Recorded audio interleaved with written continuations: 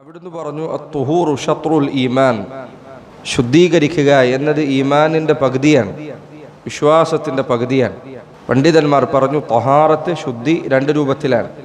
ഒന്ന് ത്വഹാറത്തുൻ മഅനവിയ്യ ഖൽബിയ്യ ഈമാനിയ, ഈമാനികമായ ത്വഹാറത്താണ് ഒന്നാമത് അതിൽ പറയപ്പെട്ടിട്ടുള്ളത്. ഒന്നാമത്തേത് ഹൃദയത്തിലെ ശുദ്ധിയാണ്. ഹൃദയം ശിർക്കിൽ നിന്ന്, ബിദ്അത്തിൽ നിന്ന്, തിന്മകളിൽ നിന്ന്, നിഫാഖിൽ നിന്ന്, റിയാഇൽ നിന്ന്, ലോകമാന്യത്തിൽ നിന്ന്, ഉജുബിൽ നിന്ന്, അവനവൻ വലിയ ആളാണ് എന്ന തോന്നലിൽ നിന്ന്, ഇതിൽ നിന്നെല്ലാം ഹൃദയത്തെ ശുദ്ധീകരിക്കുക. രണ്ടാമത്തേത് ത്വഹാറത്തുൻ ബദനിയ, ശരീരത്തിൻ്റെ ശുദ്ധിയാണ്. വസ്ത്രവും ശരീരവും അതുപോലെ അവൻ ജീവിക്കുന്ന സ്ഥലവും നിസ്കരിക്കുന്ന സ്ഥലവും ഒക്കെ വൃത്തിയിൽ കാത്തു സൂക്ഷിക്കുക എന്നതാണ് രണ്ടാമത്തെ ശുദ്ധീകരണത്തിൻ്റെ ഉദ്ദേശം. നബി സല്ലല്ലാഹു അലൈഹി വസല്ലം പറയുന്നു അത്തുഹൂർ ഷത്രുൽ ഈമാൻ, ഈമാനിൻ്റെ പകുതിയാണ് തുഹൂർ എന്ന്. കാരണം ഈമാൻ എന്നാൽ രണ്ട് കാര്യങ്ങളാണ്: നന്മകൾ പ്രവർത്തിക്കലും തിന്മകളിൽ നിന്ന് അകന്നു നിൽക്കലും. തിന്മകൾ അകന്നു നിന്നാൽ, അതിൽ നിന്ന് അകന്നു നിന്നാൽ, അങ്ങനെ നീ ശുദ്ധീകരിച്ചാൽ പകുതി കഴിഞ്ഞു. തിന്മകളിൽ നിന്ന് അകന്നു നിന്നാൽ പകുതി കഴിഞ്ഞു. പിന്നെ അടുത്ത പകുതിയാണ് ഈമാനിന് ബാക്കിയുള്ളത്. നബി സല്ലല്ലാഹു അലൈഹി വസല്ലം അവിടുന്ന് പറഞ്ഞു ഇദാ തവദ്ദഅ അൽ അബ്ദുൽ മുസ്ലിം ഫഗസല വജ്ഹഹു ഖറജ മിൻ വജ്ഹിഹി കുല്ല ഖതീഅത്തിൻ നദറ ഇലൈഹാ ബിഐനിഹി മഅൽ മാഇ.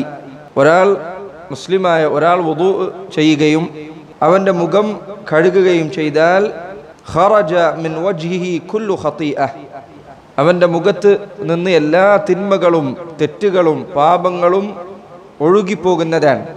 നദറ ഇലൈഹ ബിഐനൈഹി മഅൽ മാ, അവൻ ആ കണ്ണുകൊണ്ട്, അവൻ്റെ മുഖത്തുള്ള കണ്ണുകൾ കൊണ്ട് നോക്കിക്കണ്ട എന്തെല്ലാം തിന്മകളുണ്ടോ അതെല്ലാം വുദൂ ചെയ്ത് മുഖം കഴുകുമ്പോൾ അവൻ്റെ മുഖത്ത് നിന്ന് താഴോട്ട് ഒഴുകി വീഴുന്നതാണ്.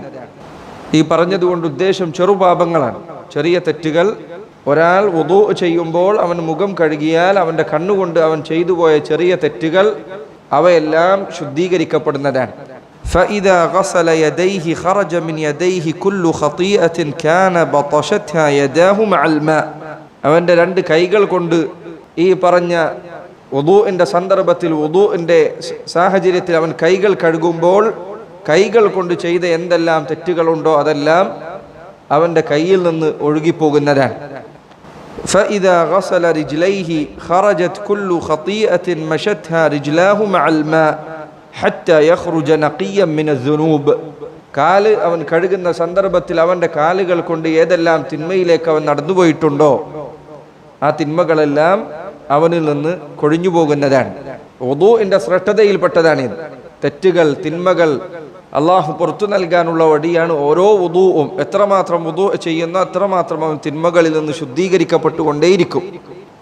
മറ്റൊരു ഹദീസിൽ റസൂലുള്ളാഹി സ്വല്ലല്ലാഹു അലൈഹി വസല്ലം പറഞ്ഞു അലാ അദുല്ലുക്കും അലാ മാ യംഹു അല്ലാഹു ബിഹിൽ ഖതായ വയർഫഉ ബിഹി ദറജാത്ത്. നിങ്ങളുടെ തിന്മകൾ അല്ലാഹു മായ്ച്ചു നൽകാൻ കാരണമാകുന്ന, സ്വർഗത്തിൽ അല്ലാഹു പദവികൾ ഉയർത്തി നൽകാൻ വഴിയൊരുക്കുന്ന ഒരു കാര്യം ഞാൻ നിങ്ങൾക്ക് പഠിപ്പിച്ചു തരട്ടെയോ? ഇത് ചെയ്തു കഴിഞ്ഞാൽ തെറ്റുകൾ അല്ലാഹു പുറത്തു തരും, പരലോകത്ത് പേടിക്കേണ്ടതില്ല. അതുപോലെ തന്നെ സ്വർഗത്തിലാകട്ടെ അല്ലാഹു ഉന്നതമായ പദവികളിലേക്ക് നിന്നെ ഉയർത്തും. സഹാബികൾ പറഞ്ഞു ബല യാ റസൂലല്ലാഹ്, പറഞ്ഞു തന്നാലും നബിയെ. നബി സല്ലല്ലാഹു അലൈഹി വസല്ലം പറഞ്ഞു ഇസ്ബാഗുൽ വുദൂഇ അലൽ മകാരിഹ്, പ്രയാസകരമായ സന്ദർഭങ്ങളിലും വുദൂ പൂർണ്ണമായി ചെയ്യലാണ്.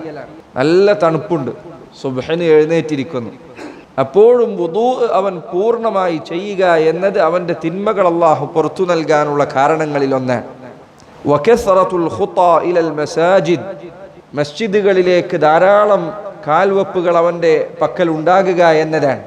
അതുകൊണ്ടാണ് നബി സല്ലല്ലാഹു അലൈഹി വസല്ലമയുടെ അരികിൽ ചിലർ വന്ന്, മസ്ജിദ് വളരെ ദൂരെയാണ്, അടുത്തേക്ക് വീട് മാറണം എന്ന ഉദ്ദേശം പറഞ്ഞപ്പോൾ അവിടുന്ന് പറഞ്ഞു നിന്റെ വീട് അവിടെ തന്നെ ഇരിക്കട്ടെ, നിനക്ക് നടത്തം അധികരിക്കുന്നതിനനുസരിച്ച് പ്രതിഫലവും അധികരിക്കുന്നതാണ്. അതുകൊണ്ടാണ് മസ്ജിദിലേക്ക് നടക്കുന്ന മര്യാദകൾ വിവരിച്ചപ്പോൾ ഉലമാക്കൾ, പണ്ഡിതന്മാർ പറഞ്ഞു അവൻ കാലുകൾ വല്ലാതെ അകറ്റി വെക്കരുത്. അടുപ്പിച്ച് കാല്, വല്ലാതെ അടുപ്പിച്ചെന്നല്ല, എന്നാലും സാധാരണ നടക്കുന്നതിനേക്കാൾ കുറച്ച് കാലുകൾ അടുപ്പിച്ചു വെച്ച് നടക്കുക. അപ്പോൾ അവൻ എന്ത് ചെയ്യും? കൂടുതൽ കാൽവെപ്പുകൾ ലഭിക്കും. ഇത് മസ്ജിദിലേക്കുള്ള നടത്തത്തിൽ പറയപ്പെട്ട മര്യാദകളിലൊന്നാണ്. ഒരു നിസ്കാരത്തിന് ശേഷം മറ്റൊരു നിസ്കാരം കാത്തുകൊണ്ടിരിക്കുക.